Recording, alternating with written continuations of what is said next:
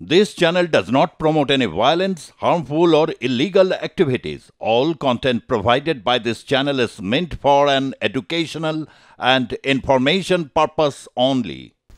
নমস্কার, আপনারা দেখছেন আর প্লাস নিউজের খবর প্লাস নিয়ে রয়েছি আপনাদের সঙ্গে আমি প্রবীর। এই মুহূর্তে আমরা চোখ রাখবো আবারও সেই গলফ ক্রেডে আজকে সকালে ফ্ল্যাট থেকে উদ্ধার এক মহিলার কাটা মাথা। অন্য কোথাও খুন করে সম্ভবত এখানে ফেলে রেখে দিয়ে যাওয়া হয়েছে, তবে অত্যন্ত সুনিপুণভাবে, কারণ তাকে খুন করার পর, ওই মহিলাকে খুন করবার পর সেই মহিলার কাটা মাথাটি একটি প্লাস্টিকের প্যাকেটে মুড়ে সুন্দরভাবে প্যাক করে এই ব্যাটের ওপর ফেলে রেখে যাওয়া ছিল। এবং সেখানে রয়েছে আমাদের প্রতিনিধি সঞ্জনা লাহিড়ী। সঞ্জনা, এই মুহূর্তে সেখানে ছবিটা ঠিক কিরকম দেখতে পাচ্ছ? দেখো, এখনো পর্যন্ত ঘটনাস্থলে ডিসিএসএসপি বিদিশা কালিতা তিনি রয়েছেন। তুমি দেখতে পাচ্ছ তিনি সব দিক কিন্তু খতিয়ে দেখলেন, এলাকা তিনি পরিলক্ষিত করেছেন এবং এই যে সারাউন্ডেড এরিয়া সেটাও কিন্তু খতিয়ে দেখা হচ্ছে। যে ঘটনাস্থল, সেই ঘটনাস্থল কিন্তু খতিয়ে দেখা হয়। বর্তমানে তিনি পুলিশ কর্মীদের সঙ্গে কথা বলছেন এবং সকাল থেকে কি কি ঘটেছে সেই পুঙ্খানুপুঙ্খ বিষয়টাই কিন্তু তিনি মূলত খতিয়ে দেখছেন। পাশাপাশি এই যে এলাকা, অর্থাৎ যে এলাকা কর্ডন করা হয়েছে এখন বর্তমানে, সেই এলাকায় কিন্তু মূলত এই রক্তমাখা এই মাথাটি পাওয়া যায় এবং একদম টাটকা রক্ত ঠিক এই জায়গাতেই পাওয়া গেছিল যেখানে কর্ডন করা রয়েছে। সেখানে কিন্তু মূলত দেখতে পাওয়া যায় এই মাথা এবং সেখানে স্থানীয়রাই কিন্তু মূলত দেখতে পান, তারাই এলাকার কাউন্সিলরকে জানান এবং পরবর্তীকালে প্রাথমিকভাবে গলগ্রিন থানার পুলিশ এসে মাথাটা নিয়ে গেলেও বর্তমানে কিন্তু রাজেন পার্ক থানার পুলিশ ঘটনাস্থলে রয়েছেন এবং তারাই কিন্তু সমস্ত দিক খতিয়ে দেখছেন। রিজেন্ট পার্ক থানা এবং গলগ্রিন থানার পুলিশ আধিকারিকদের সঙ্গে ডিসিএসএসপি বিদিশা কালিতা তিনি কিন্তু কথাও বলছেন। তিনি নিজেই এলাকার সমগ্র দিক খতিয়ে দেখেছেন এবং যেহেতু টাইলসের ওপর ছিল এবং এমনটাই কিন্তু জানা গিয়েছে, সেক্ষেত্রে টাইলসের সঙ্গে কোনো যোগাযোগ থাকতে পারে, যেমনটা তিনি তার অধস্তন কর্মীদের সঙ্গে কথাবার্তা বলছিলেন বা যেমনটা কিন্তু মনে করা হচ্ছে। তো সেক্ষেত্রে এর পাশাপাশি সব দিক কিন্তু খতিয়ে দেখা হচ্ছে। অন্যান্য যে বিষয়গুলো, অর্থাৎ এই এলাকায় যেহেতু সিসিটিভি নেই, তো স্বাভাবিকভাবেই সেই দিকটাও কিন্তু সমানভাবে খতিয়ে দেখা হচ্ছে। ইতিমধ্যে কিন্তু ডগ স্কোয়াড এসেছে, ডগ স্কোয়াডকেও কিন্তু এই এলাকা দেখানো হবে যে যেহেতু সিসিটিভি নেই, তো স্বাভাবিকভাবেই পারিপার্শ্বিক তথ্য প্রমাণে কিন্তু একমাত্র ভরসা পুলিশের কাছে এবং এলাকার স্থানীয়দের সঙ্গে কথাবার্তা বলে যতটুকু জানা যাবে। তো ডগ স্কোয়াডকে নিয়ে আসা হয়েছে। এই ডগ স্কোয়াডই এলাকা কিন্তু দেখবে, নিজে খতিয়ে দেখবে এবং যে সেখান থেকে কি তারা নতুন তথ্য প্রমাণ পায় সেটা কিন্তু দেখা হবে। সবটা মিলিয়ে কিন্তু বলা যেতে পারে যে ডগ স্কোয়াড যেহেতু এলাকা নিজে দেখবে বা যে একদম পুরো ট্রেনিং যে কুকুরকে দিয়ে এই এলাকা দেখানো হবে, তার মাধ্যমে বেশ কিছু ইন্ডিকেশন বা শনাক্তকরণের কিছু ইন্ডিকেশন পুলিশ কর্মীদের কাছে উঠে আসতে পারে। তো তার মাধ্যমে মনে করা হচ্ছে যে এই যে অভিযুক্ত সে কোন জায়গা থেকে এসেছিল এবং কোন দিকে সে বেরিয়ে গেছে এবং সে আগেও এই এলাকা পরিদর্শন করেছিল কিনা, এই সার্বিক বিষয়গুলো পরিদর্শন করে তারা কিন্তু দেখতে পাবে এবং স্বাভাবিকভাবে বোঝা যাচ্ছে যে মনে করা হচ্ছে যে এর মাধ্যমে কিন্তু অনেকটাই স্পষ্ট একটা ধারণা আসবে পুলিশের কাছে। কারণ পুলিশের যেহেতু কুকুরের ঘ্রাণ শক্তি বেশি, স্বাভাবিকভাবেই সে বুঝতে পারবে যে এলাকায় এই যে মাথা রেখে দেওয়া গেছে, মাথা রাখা হয়েছিল, সে মাথাটা ঠিক কতক্ষণ আগে বা কে বা কারা কোন দিক থেকে এসে কোন দিকে বেরিয়ে গেছে, এই যে সার্বিক বিষয়টা, সেটা কিন্তু এই ডগ স্কোয়াডের মাধ্যমে কিন্তু অনেকটা সুস্পষ্ট একটা ধারণা পাওয়া যেতে পারে যেমনটা মনে করা হচ্ছে এবং সেই কাজ কিন্তু ইতিমধ্যেই শুরু করা হয়েছে। দেখতে পাচ্ছ সেই চিত্র যেটা সার্বিকভাবে কিন্তু উঠে আসছে। একদমই আমরা দেখতে পাচ্ছি এই মুহূর্তে কলকাতা পুলিশের বিশেষ প্রশিক্ষণ প্রাপ্ত কুকুর এবং তাকে দিয়ে সেই প্লাস্টিকের প্যাকেটে ভ্যাটের মধ্যে যা ছিল ভ্যাটের সামনে নিয়ে যাওয়া হয়েছে এবং সেখানে গিয়ে সে কুকুর তার স্মেল নিচ্ছে। এরপরে যেটা কাজ, কুকুর সেখান থেকে উঠে দাঁড়িয়ে কোন দিকে যাবে, অর্থাৎ কোন দিক থেকে এসেছিল এই যারা প্যাকেটটি ফেলে গিয়েছে তারা এবং কোন দিকে তারা ফেলে যাওয়ার পর কোথা দিয়ে তারা চম্পট দিয়েছে, একটা ইন্ডিকেট কিন্তু করতে পারে বিশেষ প্রশিক্ষণপ্রাপ্ত এই কুকুর। বিদিশা কৈলিতার নিচে সেখানে দাঁড়িয়ে পুরো তদারকি করছেন। এই মুহূর্তে কুকুর কিন্তু সেই এলাকাটি ছাড়ছে, অর্থাৎ ভ্যাট থেকে বেরোচ্ছে এবং কুকুরটি কোন দিকে দৌড়ে যায় সেটা কিন্তু দেখার বিশাল দড়ি থাকে সাধারণত এই সমস্ত ক্ষেত্রে। যে ট্রেনার রয়েছেন কলকাতা পুলিশের, সেই ট্রেনারের হাতে বিরাট বড় দড়ি থাকে, কারণ এই কুকুরের সঙ্গে সেই ট্রেনারকে ছুটতে হবে। এখনো পর্যন্ত কিন্তু ওই ঘটনাস্থলেই রয়েছে পুলিশের, কলকাতা পুলিশের বিশেষ প্রশিক্ষণপ্রাপ্ত এই কুকুর।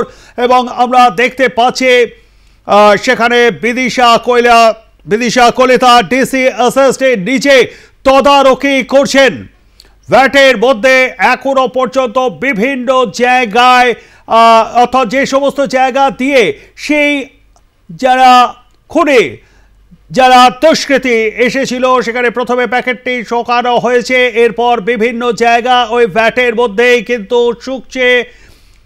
আমরা দেখতে পাচ্ছি সেই ছবি এবং যা দেখতে পাচ্ছি তাই আপনাদের সামনে তুলে ধরছি। বলতে বলতে কুকুরটি কিন্তু সেখান থেকে দৌড় শুরু করেছে। কলকাতা পুলিশের বিশেষ প্রশিক্ষণপ্রাপ্ত এই কুকুর সেই ভ্যাট থেকে বেরিয়ে কিন্তু দৌড় শুরু করেছে।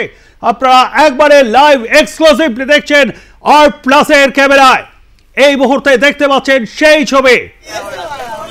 কলকাতা পুলিশের বিশেষ প্রশিক্ষণপ্রাপ্ত কুকুর এই মুহূর্তে গলফ ট্রেনে সেই ভ্যাট থেকে যেখানে মহিলার কাটা মাথা উদ্ধার হয়েছে এবং সেটি শোকানো হয়। প্রথমে তার যে ট্রেনার এই কুকুরে সেটি শোকানো হয়, এরপর সেখান থেকে ভ্যাটের বেশ কিছু জায়গা ঘুরে এই মুহূর্তে কিন্তু কুকুরটি সেখানে দৌড় শুরু করেছে। আপনারা এক্সক্লুসিভলি লাইভ দেখছেন আর+ নিউজে।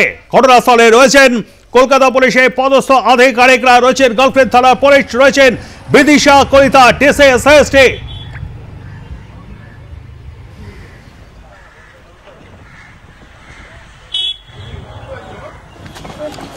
আপনারা দেখতে পাচ্ছেন সেই ছবি। এই মুহূর্তে কোন জায়গা দিয়ে আততায়ীরা এই প্যাকেটটি ফেলে দেওয়ার পর চম্পট দিয়েছে সেই দিকে লক্ষ্য করে কিন্তু ছুট লাগিয়েছে কলকাতা পুলিশের বিশেষ প্রশিক্ষণপ্রাপ্ত এই কুকুর। সঙ্গে রয়েছেন তদন্তকারী অফিসাররা, রয়েছেন সংশ্লিষ্ট কুকুরের যে ট্রেনার। আপনারা দেখছেন সেই ছবি এবং সেই কুকুরটি কোন জায়গায় যায় সে ইঙ্গিত করে, যেটা ইন্ডিকেট করবে সেটা অন্তত বোঝা যাবে। কারণ পুলিশকে এই জায়গায় দাঁড়িয়ে একটু বেগ পেতে হচ্ছে বইকে, তার কারণ এই জায়গাটি যেখানে ভ্যাট রয়েছে, যেখানে ফেলে দেওয়া হয়েছিল ওই মহিলার কাটা মাথা, সেখানে কিন্তু কোনো রকম ভাবে কোনো সিসিটিভির ক্যামেরা বসানো নেই। পাশে কয়েকটি আবাসন থাকলেও তার গেট কিন্তু ওই যেহেতু ভ্যাটের দিকে নয়, সেহেতু সেখানে কাউকে যে জিজ্ঞাসাবাদ করবে সেটাও কিন্তু করা যাচ্ছে না। এই জায়গায় দাঁড়িয়ে কিন্তু যথেষ্টই বেগ পেতে হচ্ছে। পাশে বহুতল আবাসন রয়েছে যদিও সে কিন্তু তার যে গেট, সে গেট কিন্তু এই ভ্যাটের দিকে নেই। আপনারা এক্সক্লুসিভলি এই ছবি দেখছেন আর+ নিউজে সরাসরি গার্লফ্রেন্ড থেকে।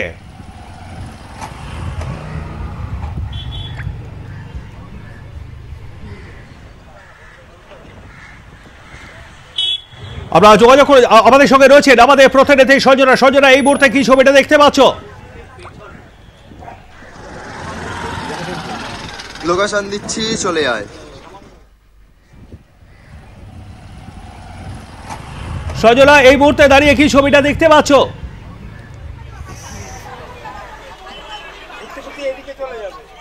দেখো, গ্রাহাম রোড থেকে সেই ভ্যাট থেকে স্মেল নিতে নিতে কুকুর কিন্তু একদম এই রাস্তা ধরে সোজা এগিয়ে যাচ্ছে। সোজা গেলেই দেখতে পাচ্ছ মালঞ্চ এবং টলিগঞ্জের যে মূল রাস্তা, নেতাজি সুভাষচন্দ্র বোস রোড, সেই NSC বোস রোডের মূল রাস্তা, এবং সেখান থেকে বাঁ দিকে গিয়েছে কুকুর। অর্থাৎ সেখানে বোঝা যাচ্ছে যে মালঞ্চ ধরে একদম গড়িয়ার দিকে রওনা দিয়েছে কুকুরটি, এবং মনে করা হচ্ছে যে অভিযুক্ত সেখান থেকে কিন্তু এই কাটা মাথা ফেলে এই রাস্তা ধরেই সেই চলে গিয়েছে একদম মালঞ্চ ধরে কিন্তু সোজা একদম NSC বোস রোড ধরে গড়িয়ার দিকে।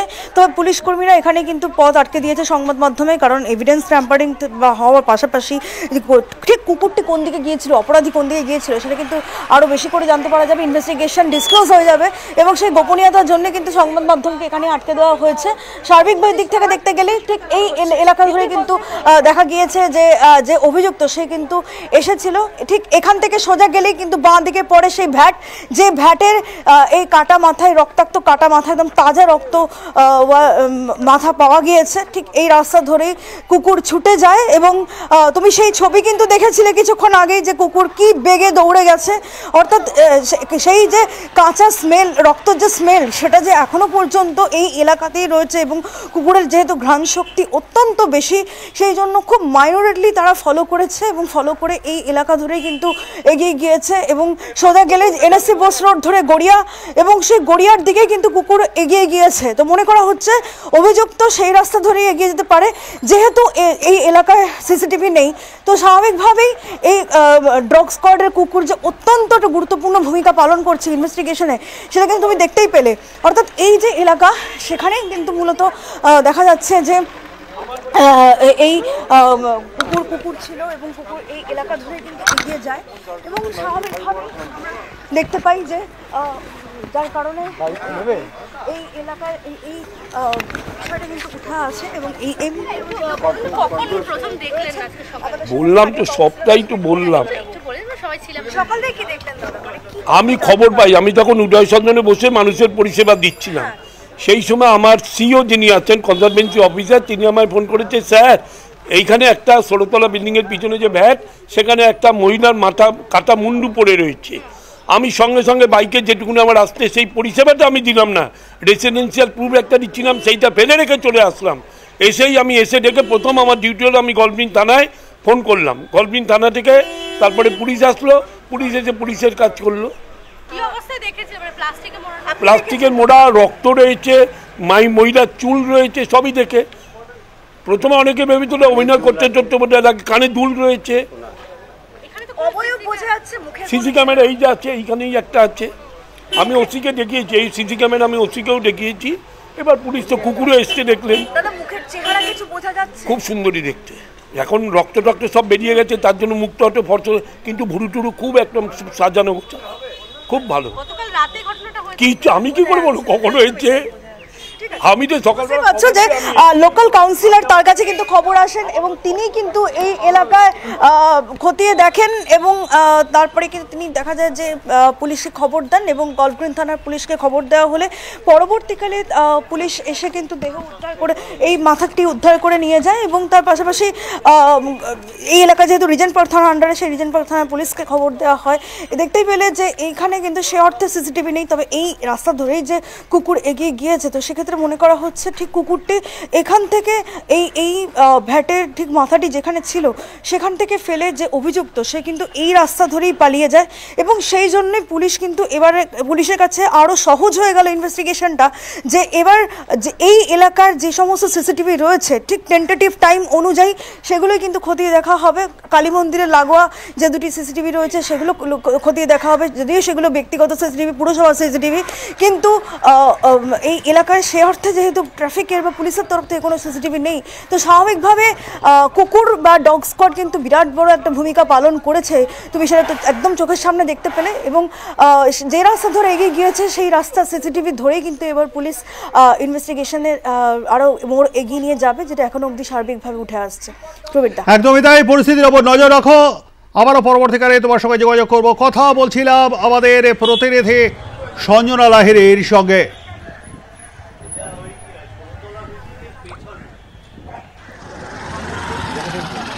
লোকেশন দিচ্ছি, চলে আয়।